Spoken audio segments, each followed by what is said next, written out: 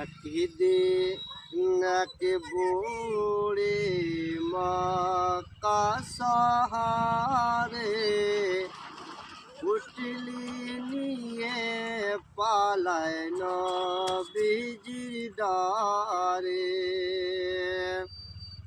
একদিন এক বুড়ি মক্কা শহরে পুটলি নিয়ে পালায় নবীজির ডারে। আসছিলেন মোর দয়ার রাসূল সে পথটি ধরে।